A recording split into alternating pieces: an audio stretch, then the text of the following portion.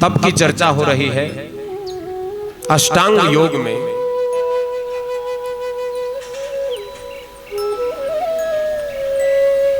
यानी कि जो वेदांत दर्शन है उसमें अथ योगानुशासनम, भाई योग का अनुशासन क्या है, कैसे हम योग के मार्ग पर चलें,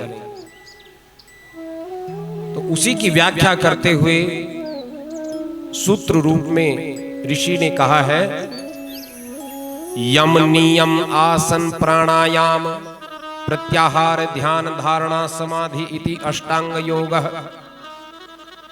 यम नियम आसन प्राणायाम प्रत्याहार धारणा ध्यान समाधि, ये 8 अंगों वाला योग है। इस अष्टांग योग की चर्चा विस्तार से करने लगे तो समय भी बहुत लग जाएगा।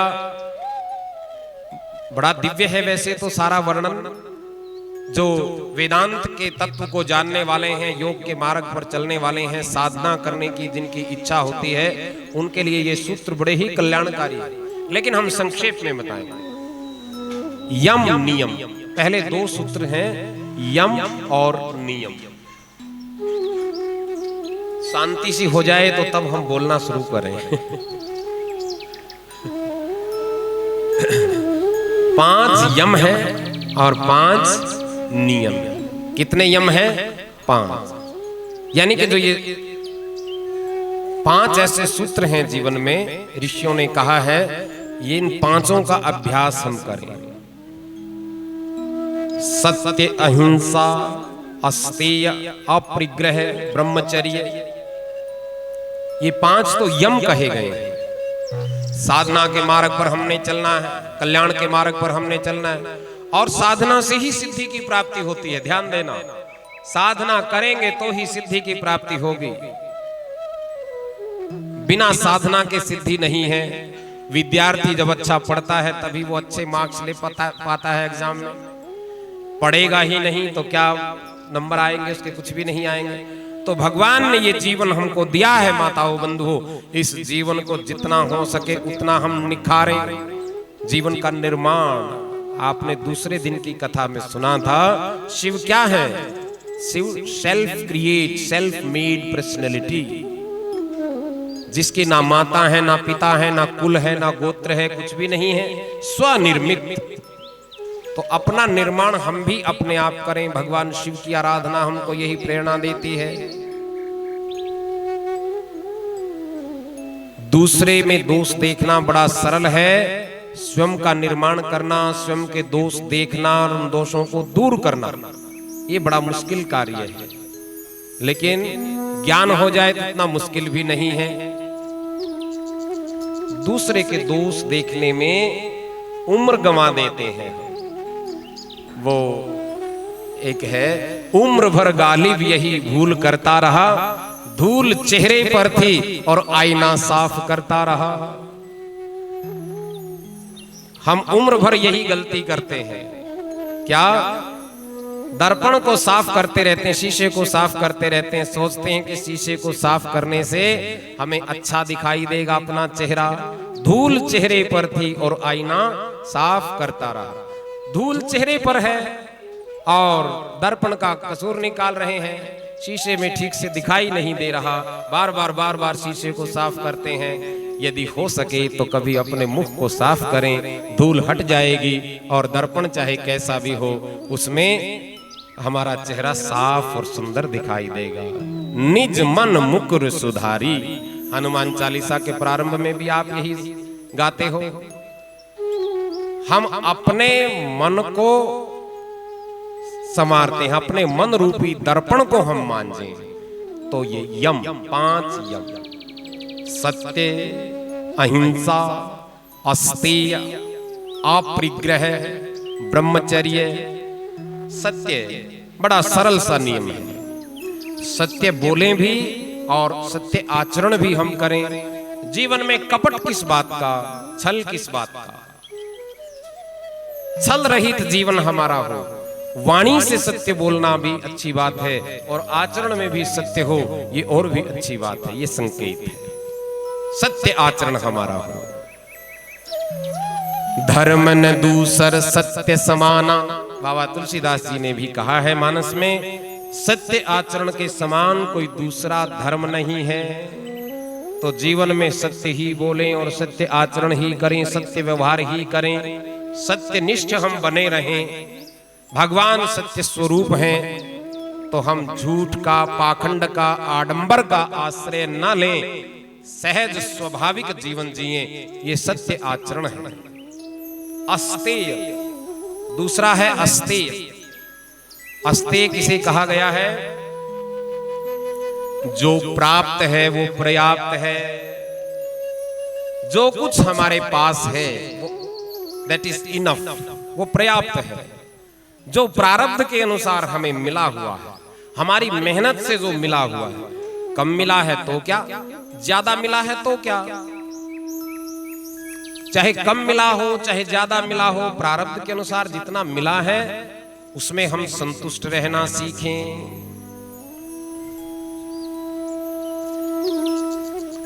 अस्तेय यानी कि भाई जो हमारे पास है वो तो पर्याप्त है, तो हम फिर दूसरे के धन की लालसा ना करें। दूसरे के धन जिस पे हमारा अधिकार ही नहीं है, जिस वस्तु पर, जिस व्यक्ति पर हमारा अधिकार ही नहीं, तो उसकी लालसा किस बात की करें। चाहे वो लालसा पदार्थ की हो, चाहे वो किसी व्यक्ति विशेष के प्रति लालसा हो। जब हमारा उस पर अधिकार ही नहीं तो वो लालसा निरर्थक है। जो हमारे पास है वही पर्याप्त है।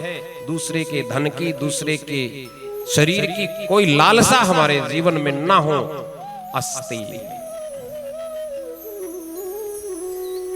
अपरिग्रह,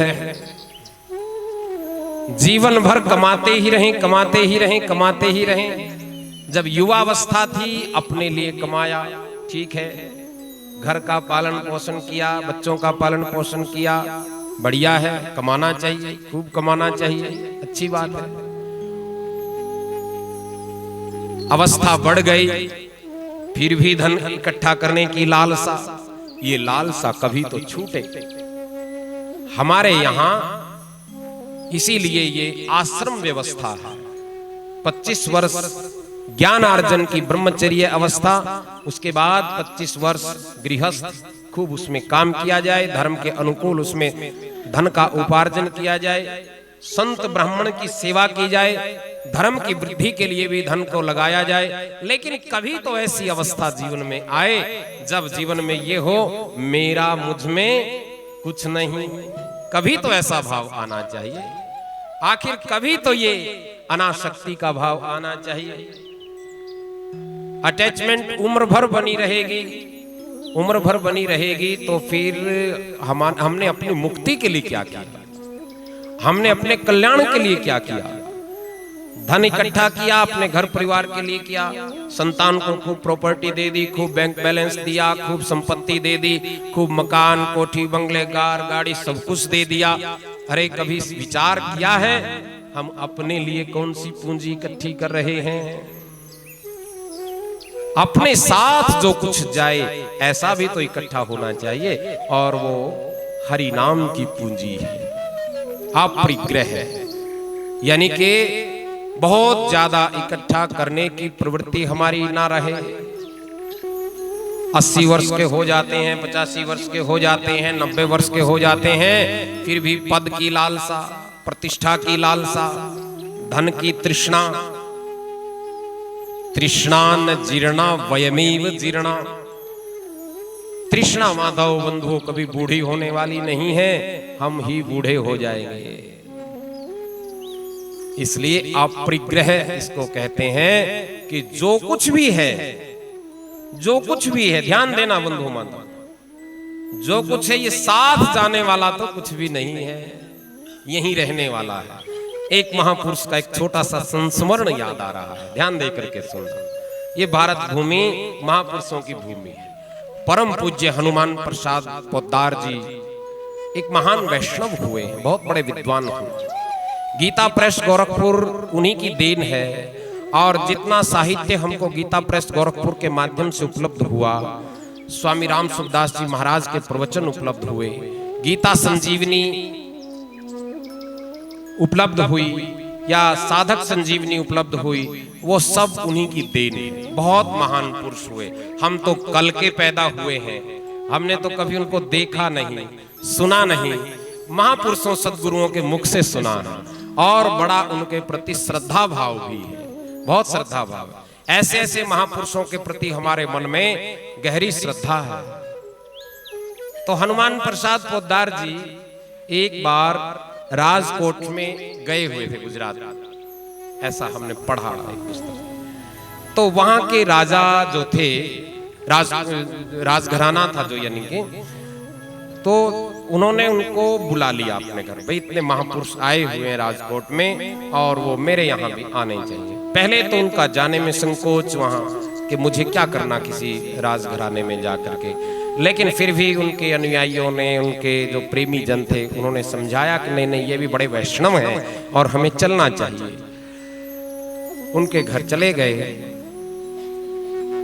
राजकुमार ने कहा कि महाराज आपका प्रवचन होगा, मैंने अपने मित्रों को, अपने प्रेमी जनों को बुलाया हुआ है और आपका प्रवचन होगा यहाँ। हनुमान प्रसाद जी पोद्दार साधक थे, भजन करते थे, विरक्त थे, लिखते बहुत कुछ थे, लेकिन बोलते बहुत कम थे। बोलते नहीं थे, बहुत कम बोलते थे। उनको संकोच हुआ कि नहीं नहीं महाराज, मैंने बोलना कुछ नहीं है, मैं प्रवचन से दूर रहता हूं। भजनानंदी हैं, जो भजनानंदी महापुरुष होते हैं ना, वो दिखावे से दूर ही रहते हैं। बहुत भजनानंदी थे। फिर भी बड़ा आग्रह उनका हुआ कि नहीं नहीं महाराज, आप आए हो यहाँ तो कुछ ना कुछ तो आशीर्वचन देना ही पड़ेगा। जैसे यहाँ सभा बैठी हुई है, आप लोग श्रवण कर रहे हो, इसी तरह से वहां भी बड़े विद्वत जन आकर के बैठ गए और एक सोफे पर हनुमान प्रसाद जी पोद्दार ऊंचे सिंहासन पर उनको भी बिठा दिया और उनको कहा कि महाराज आशीर्वचन दीजिए। हनुमान प्रसाद जी पोद्दार उस इतने बड़े लोगों के मध्य में क्या बोले? उनके मन में ये नहीं आया कि यहाँ कोई उद्योगपति बैठा है, कोई पूंजीपति बैठा है, कोई विद्वान बैठा है, कोई भाषा का जानकार बैठा है, कोई ज्योतिष का जानकार बैठा है, कोई सुंदर बैठा है, कुरूप बैठा है, युवा बैठा है, वृद्ध बैठा है। कुछ नहीं आया। क्या बोला? बस इतना सा बोले हैं पोद्दार जी कि देखो, मैं यहाँ गुजरात में आया। गुजरात बड़ा सुंदर प्रदेश है। गुजरात के राजकोट नगर में मैं आया। ये राजकोट बड़ा सुंदर नगर है, बहुत अच्छा नगर आपका लगा। राजकोट में भी मैं आपके इस राज परिवार में यहाँ आया। ये बड़ा सुंदर है, बहुत सुंदर आपका महल है महाराज। और इस महल में भी जिस कक्ष में हम लोग, आप लोग बैठे हैं, ये कक्ष आपका बड़ा सुंदर है, बहुत प्यारा है। और इस कक्ष में भी जो ये कुर्सियां लगी हुई हैं, ये बड़ी अच्छी हैं, बहुत सुंदर है। और जो ये सोफा है जिस पर मैं बैठा हूँ, जिस पीठ पर मैं बैठा हूँ, ये भी बड़ी सुंदर है। आप लोग सब बड़े सुंदर हो, लेकिन एक बात ध्यान रखें, सब कुछ सुंदर है इस जगत में, लेकिन ये सब नाशवान है। रहना किसी चीज ने नहीं है, सब परिवर्तनशील है, साथ कुछ भी नहीं जाने वाला है। ओम शांति। मेरी बात समाप्त। बस इतना सा उन्होंने कहा, इतना सा, और मर्म समझा गए इतनी सी बात में। 2-3 मिनट का प्रवचन उनका रहा होगा कि सारा जगत सुंदर है, सब कुछ ठीक ठाक है, लेकिन ध्यान रखना साथ कुछ नहीं जाएगा। हमने ये सब यहीं छोड़ करके जाना है। इसका नाम है अपरिग्रह। अपरिग्रह।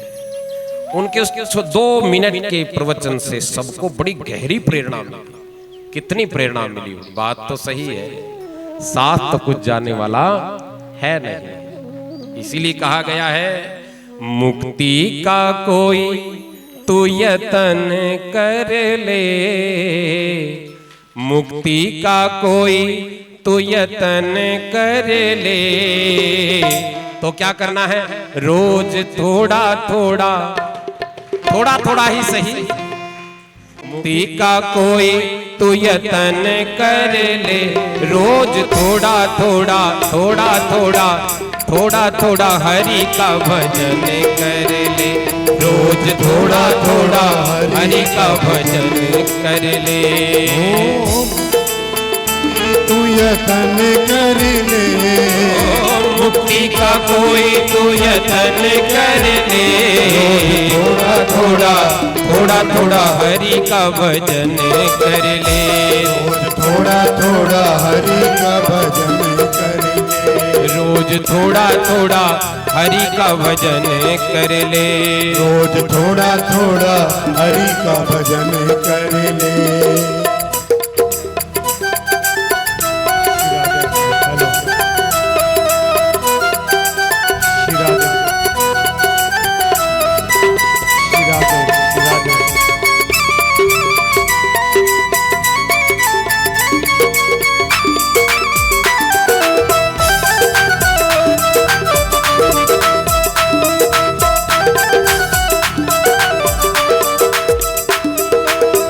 भजन करेगा तो बड़ा ही सुख पाएगा, करेगा तो बड़ा ही सुख पाएगा, भजन करेगा तो बड़ा ही सुख पाएगा, भजन करेगा तो बड़ा ही सुख पाएगा, भजन करेगा तो बड़ा ही सुख पाएगा, भजन करेगा तो बड़ा ही सुख पाएगा, भक्ति से मन का मैल धुल जाएगा, भक्ति से मन का मैल धुल जाएगा, आत्मा का परमात्मा से मिलन कर ले, आत्मा मिलन कर ले, आत्मा मिलन कर ले, आत्मा से आत्मा का मिलन कर ले, रोज थोड़ा थोड़ा थोड़ा थोड़ा हरि का भजन कर ले, रोज थोड़ा थोड़ा हरि का भजन कर ले, रोज थोड़ा थोड़ा हरि का भजन कर ले, रोज थोड़ा थोड़ा हरि का भजन कर ले। ओ मुक्ति का कोई तू यतन कर ले, मुक्ति का कोई तू यतन कर ले, मुक्ति का कोई तू यतन कर ले, मुक्ति का कोई तू यतन कर ले, रोज थोड़ा थोड़ा थोड़ा थोड़ा हरि का भजन कर ले, रोज थोड़ा थोड़ा हरि का भजन कर ले, रोज थोड़ा थोड़ा हरि का भजन कर ले, रोज थोड़ा थोड़ा हरि का भजन कर ले, रोज थोड़ा थोड़ा हरि का भजन कर ले। जय जय श्री राधे। पूरा भजन इसको फिर कभी बोलेंगे कल या परसों। आज क्योंकि शिव महापुराण की कथा को आगे बढ़ाना है, ये तप का और वैराग्य को बढ़ाने वाली, ज्ञान को बढ़ाने वाली, भक्ति को बढ़ाने वाली भगवान की ये मंगलमयी कथा है। तो अपरिग्रह रहे।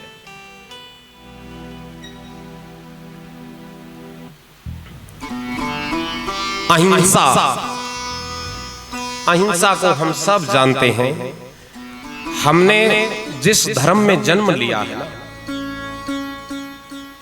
ये धर्म ऐसा है जो हमें प्रेरणा देता है, सर्वे भवन्तु सुखिनः सर्वे सन्तु निरामयाः।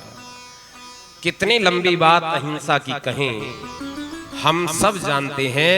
हमने तो उस धर्म में जन्म लिया है, पांव के नीचे थोड़ा सा भी कोई कीट पतंग आकर के मर जाए तो भी हम प्रायश्चित करने वाले हैं। अहिंसा हमारे से बढ़कर और कौन जानता होगा। धन्य है ये सनातन धर्म जो प्रत्येक जीव के मंगल की कामना करता है, प्रत्येक जीव के। इसलिए अहिंसा में यही बात ध्यान रखें, हमारे से ना तो किसी जीव की हिंसा हो जाए, नॉन वायलेंस हो, यानी जीव की हिंसा ना हो, किसी को मार करके हम अपना भोजन बनाएं, ये भी नहीं होना चाहिए। और हमारा धर्म तो हमें यही सिखाता है।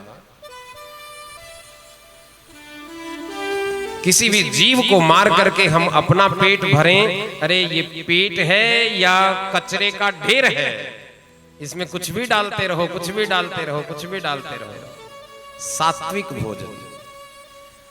तो किसी को मारना तो बंधु माताओं दूर की बात, अहिंसा की बहुत बड़ी बात, किसी को मन से भी ठेस ना पहुंचाए।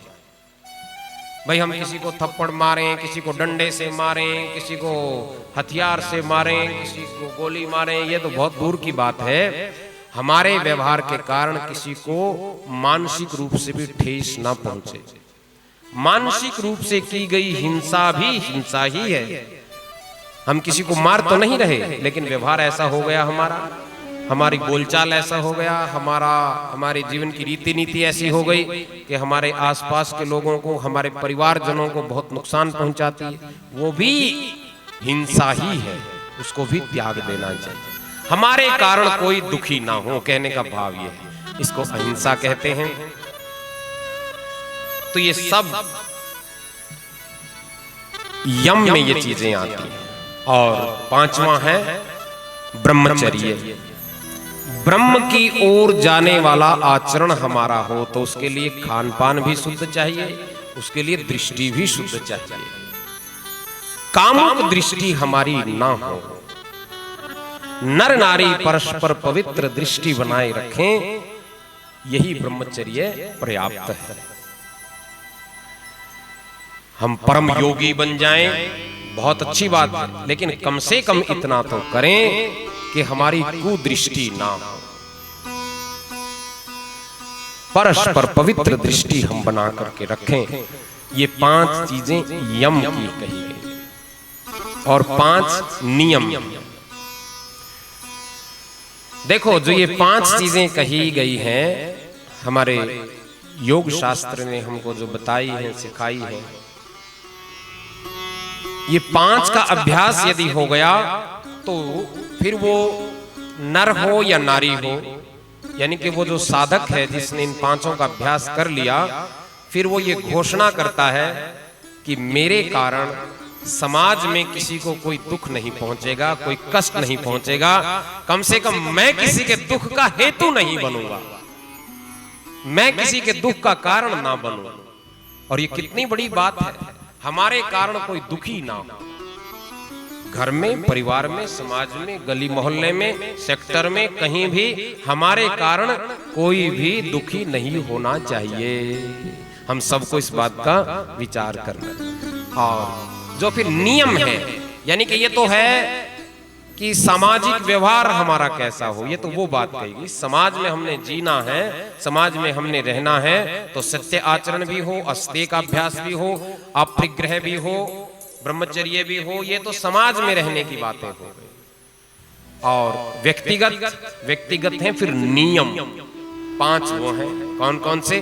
शौच, संतोष, तप, स्वाध्याय और ईश्वर प्रणिधान। संक्षेप में बस इनको भी समझ लें। शौच, पवित्रता। शौच कहते हैं पवित्रता को। बाहर और भीतर दोनों की पवित्रता अत्यंत आवश्यक है।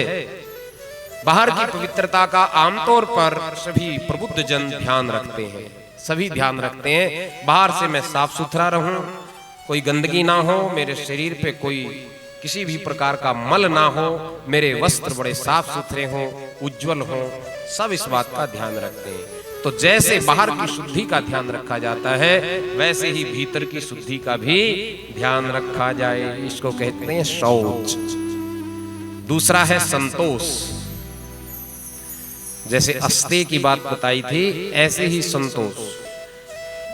जो कुछ हमारे पास है, जो कुछ हमें मिला है, जो कुछ भगवान ने हमें दिया है, जो कुछ हमारी योग्यता के अनुसार हमने प्राप्त किया है, जो भी हमारी प्रतिभा है, उस प्रतिभा के अनुसार हमें मिला है, वो पर्याप्त है। किसी दूसरे के धन के प्रति लालसा ना हो, और लालसा भी ना हो, ईर्ष्या भी ना हो। आमतौर पे जब किसी दूसरे का, यानी कि पड़ोसी का या किसी और का साधन बढ़ता है, उसका मकान बड़ा हो गया, गाड़ियां आ गई, तो आमतौर पे चिंता हमें होने लगती है, इनकी तो हो गई, हमारी कब होंगी। ईर्ष्या का भाव हो जाता है। संतोष जो आपके पास है दैट इज इनफ, उसी में ही संतुष्टि रखें। और जब आवे संतोष धन, सब धन धूरी समान।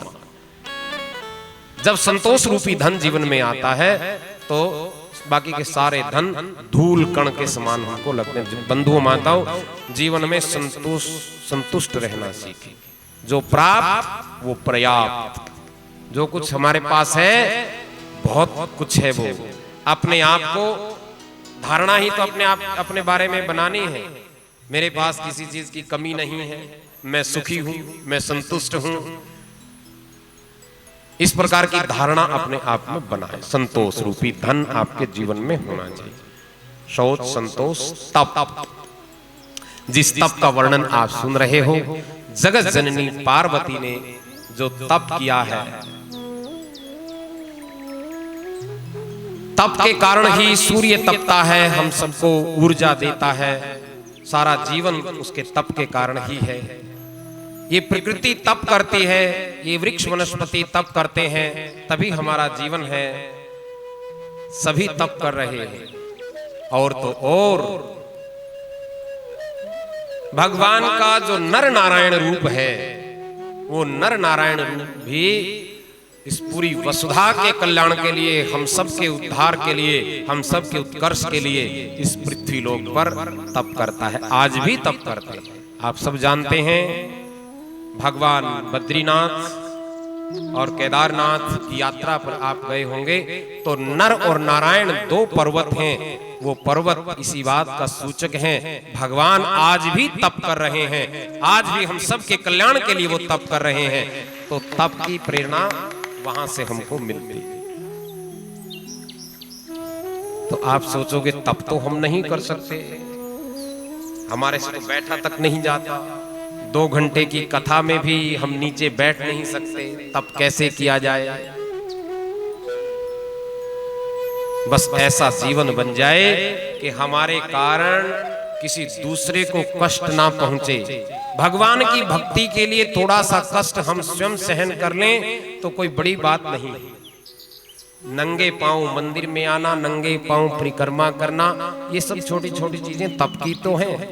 व्रत रखना, एकादशी का व्रत रखना, सौभाग्य से आज एकादशी की पावन तिथि भी है। वैष्णव जनों को एकादशी की तिथि अत्यंत प्रिय है। तो आप भाग्यशाली हो इस सावन मास में, और आज एकादशी की तिथि पर आप इस कथा को सुन रहे हो। आप सबकी एकादशी बड़ी फलीभूत हो, ऐसी भोलेनाथ के चरणों में प्रार्थना करते हैं। धर्म के लिए थोड़ा सा कष्ट सहना पड़े तो कोई बात नहीं, धर्म के लिए किसी के पास जाना पड़े तो कोई बात नहीं, धर्म के लिए अपना अभिमान छोड़ करके निकलना भी पड़े तो कोई बात नहीं। पंडित मदन मोहन मालवीय, महामना जिनको कहते थे, महामना मदन मोहन मालवीय जी कितने विद्वान थे, बहुत विद्वान थे। सनातन धर्म के सभी ग्रंथों के मर्मज्ञ थे, गायत्री के सिद्ध साधक थे। हमारे पूज्य गुरुदेव गायत्री परिवार के संस्थापक, वेद मूर्ति तपोनिष्ठ पंडित श्री राम शर्मा जी आचार्य जैसे तपस्वी को उन्होंने दीक्षा दी है। तो जिन्होंने ऐसे तपस्वी को दीक्षा दी हो, गायत्री के ऐसे सिद्ध साधक को जिन्होंने निर्मित किया हो, उनके तप का, उनके ज्ञान का, उनके सनातन धर्म के प्रति निष्ठा का कुछ कहना नहीं है। तो इतने बड़े विद्वान होते हुए भी वो धर्म के लिए भिक्षा मांगा करते थे, जाया करते थे कि मेरे धार्मिक स्थलों का उद्धार हो, जीर्णोद्धार हो। और धर्म के लिए वो कहीं भी चले जाते थे, किसी से भी धन मांगने चले जाते थे। न कहीं चिंता करते थे, ना अपने शरीर की चिंता होती थी, ना अपने ज्ञान का अहंकार होता था। ऐसे तपस्वी महामना मालवीय जी जैसे लोग हो।